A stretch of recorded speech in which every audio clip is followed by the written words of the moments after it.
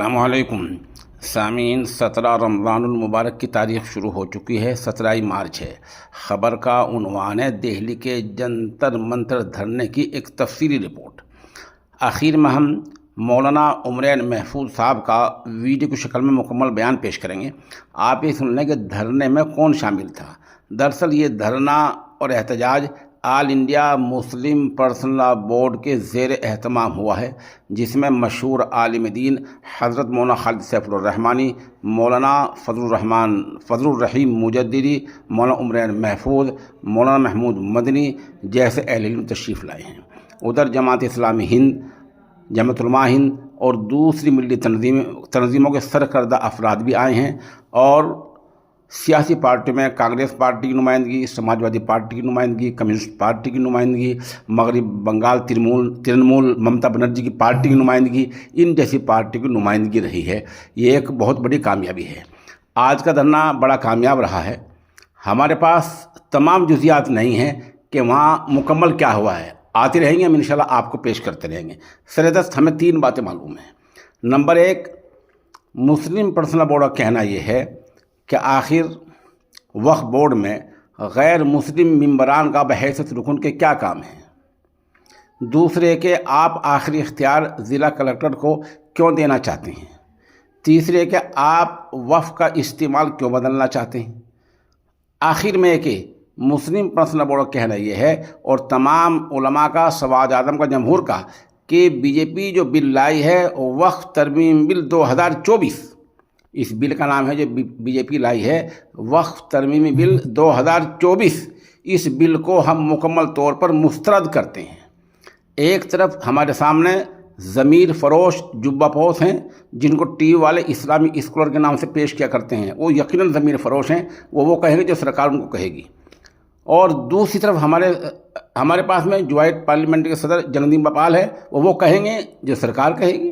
سرکار ہے ہی وہ وقف بورڈ کو مٹانا چاہتی ہے۔ لامحالہ ہمارے لیے حرف آخر جو ہے صرف اور صرف مسلم پرسنل لاء بورڈ کی بات ہے۔ مولانا عمرین محفوظ کا بیان سنیے اور انداز لگائیے کہ صورتحال کیا سے کیا ہوتی جا رہی ہے۔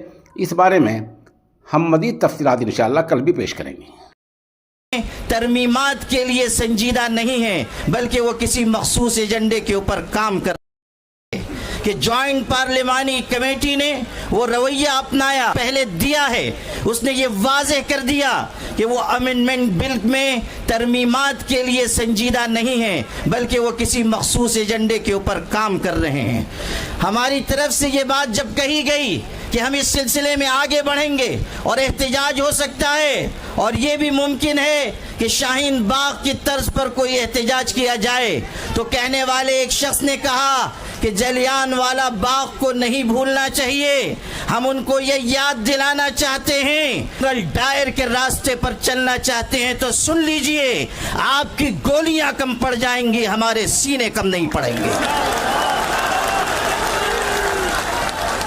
آپ کس کو دھمکی دے رہے ہیں اور آپ کس قوم کو مخاطب کر رہے ہیں کہ آپ یہ سمجھتے ہیں کہ مسلمانوں کو خون کی ننھی منی ندیوں سے چل سکیں گے؟ سن لیجئے، ہم وہ ہیں کہ خون کے بحر قلزم سے گزر کر بھی داستان عزم و عزیمت لکھ کر آپ کو دکھا دیں گے۔ میرے بھائیوں، آج یہ بات کی جا رہی ہے کہ نہ دیں گے، اس وقت کیا ہوا تھا میں یاد دلانا چاہتا ہوں۔ جب گولیاں چلائی گئیں تو وہاں پر ہندو بھائیوں کی، سکھوں کی، مسلمانوں کی لاشیں ایک دوسرے کے ساتھ ملی ہوئی پڑی ہوئی تھی۔ آج بھی ہم اسی راستے پر ہیں، اور آپ اگر انگریز کے راستے پر جانا چاہتے ہیں تو سن لیجئے، اتیاچار کرنے والے کبھی اس دنیا میں عافیت کے نہیں گزار سکتے۔ اگر آپ انگریزوں کا راستہ چننا چاہتے ہیں تو سمجھ لیجئے کہ آپ کا انجام بھی وہی ہوگا جو انگریزوں کا انجام ہوا تھا۔ All India Muslim Personal Law Board اس ملک کے مسلمانوں کا سب سے متحدہ اور مشترکہ پلیٹ فارم ہے۔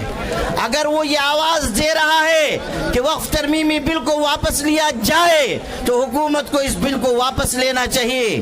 یہ مت سمجھیے کہ صرف چند ہزار مسلمان جمع ہوں گے اور بات مکمل ہو گی.